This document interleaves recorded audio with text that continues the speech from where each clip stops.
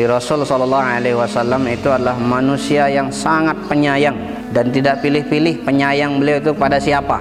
Ruhama ubainahum. Rasul Shallallahu Alaihi Wasallam dengan para sahabat itu sangat-sangat saling sayang satu dengan yang lain. Termasuk diantaranya adalah Rasul itu sangat penyayang terhadap anak kecil. Jadi kalau jumpa sama anak kecil, bagaimana anak kecil main-main, begitulah Rasul ikut main-main. Itu diantara cara Rasul memperlakukan anak kecil.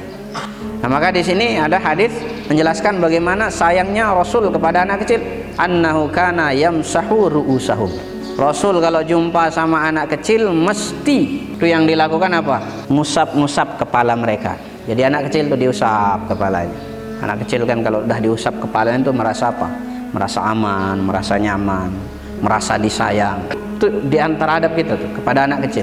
Ada adab kita kepada anak kecil diajarkan oleh Rasulullah Sallallahu Alaihi Wasallam. Bagaimana? Diusap kepalanya. Wa yuqabbiluhum. Kemudian Rasul Sallallahu Alaihi Wasallam selalu mencium anak kecil. Kalau jumpa anak kecil dicium keningnya, atau dicium tangannya, salam dicium tangannya. Itu adab kita. Terus sekarang kita kan merasa gengsi. Masa saya yang lebih tua yang cium anak kecil? Bukan begitu konsepnya. Itu bukan mencium tangannya atau keningnya dalam makna kita lebih rendah, enggak. Tapi itu bagian dari cara kita menampakkan kasih sayang kita kepada anak-anak. Punya adik nanti salam, cium tangannya. Saya biasakan di Zaza atau di naken-naken saya atau di anak-anak kecil kalau salam, cium tangannya. Kenapa? Rasul mengajarkan Sallallahu Alaihi Wasallam. Ini luar biasa. Tidak semua orang mampu sekali lagi. Bahkan Siti Aisyah radhiyallahu taala anha beliau meriwayatkan qabbala Rasulullah sallallahu alaihi wasallam al-Hasan wal Husain. Di Rasul sallallahu alaihi wasallam kalau jumpa dengan Hasan Husain mesti dicium. Ibnai Ali wa indahu al-Aqra ibnu Habis at-Tamimi.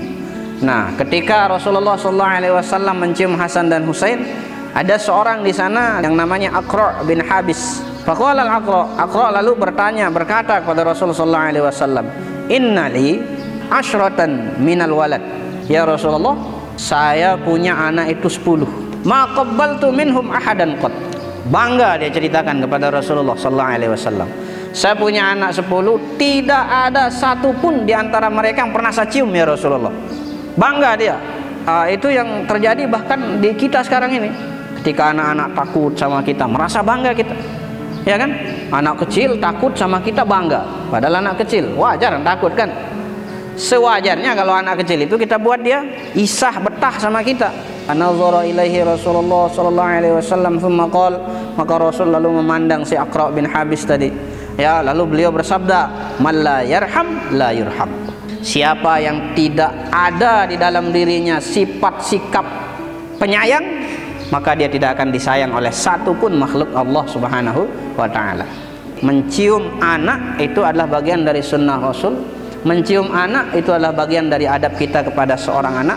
Mencium anak itu adalah di antara ciri cinta kita kepada seorang anak. Bahkan di dalam hadis lain setelahnya itu Rasul mengancam kalau ada orang tua yang tidak suka mencium anaknya, ya, sebagai tanda kasih sayang, dikhawatirkan Allah Subhanahu wa ta'ala akan mencabut rasa kasih sayang itu dari dalam hatinya, dari dalam dirinya. Nah, maka untuk menumbuh suburkan rasa sayang kita kepada anak, ya, diantara caranya apa? Cium tuh anaknya, ya.